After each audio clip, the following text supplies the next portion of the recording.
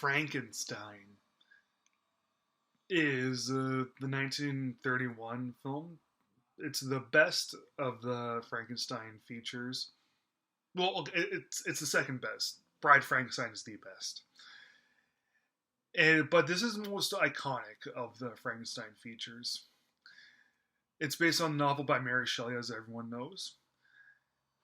But this one right here, apparently it's also based on the play by Peggy Webling.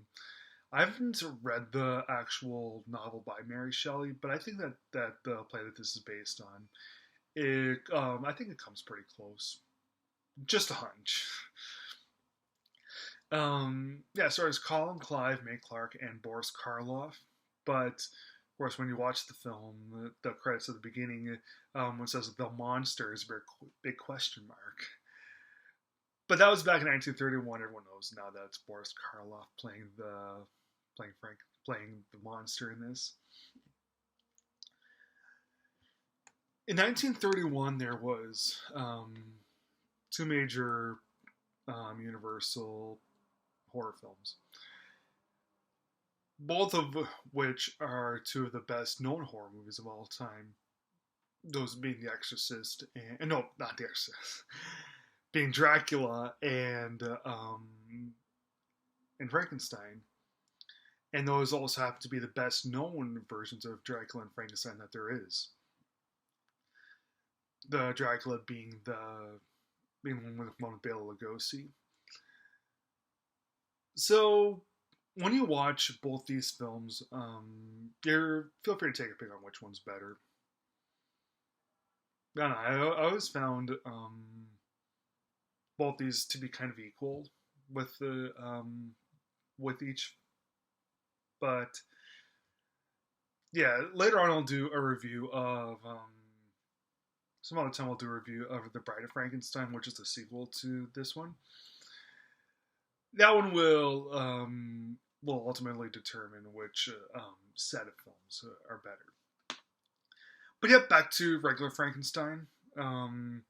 Anyone that's not familiar with what it's about, when you really should know what it's about, it deals with this crazy madman scientist named Dr. Frankenstein, who wants to play God. He wants to take a bunch of body parts of dead people, including a human brain, and make his own person, playing God ultimately. One of his goons steals a brain of a madman, and ultimately, Dr. Frankenstein is able to get this monster to work, and it's a really cool the way that it's done. Like, there's an iconic scene where he says it's alive, and that's the movie's it's over the top. You know, back in the 1930s, a lot of performances really over the top with everything. This one's really no different. But ironically, Boris Karloff's performance as the monster is one of the non-over-the-top parts in this. He really shows incredible restraint, and he's just wondering, well, what's up? What's going on? What's all this stuff around me? And I thought that was a really effective bit right there, and also ironic, as I said.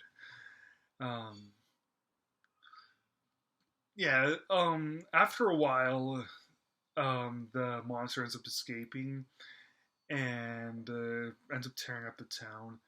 And even though he doesn't know any better, and yeah, the rest of the town tries to destroy him. So that's ultimately what Frankenstein is about in a nutshell. Now, I said that the movie's ultimate theme is about man playing God.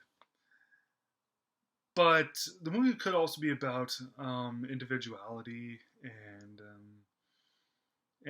not understanding things and whatever. Because sometimes when we're following the monster on his path, he doesn't know any better, and we ultimately feel for him whenever he does something that's wrong, or if people are ever going after him.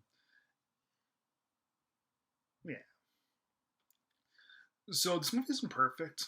I just thought that it didn't quite hit me hard enough for it to be a perfect 4-star film, and you know what? That's okay. That's fine. Whatever. But a couple years later, they did the sequel called The Bride of Frankenstein, and I'll be reviewing that one some other time. But for now, Frankenstein from 1931 gets 3.5 stars from me.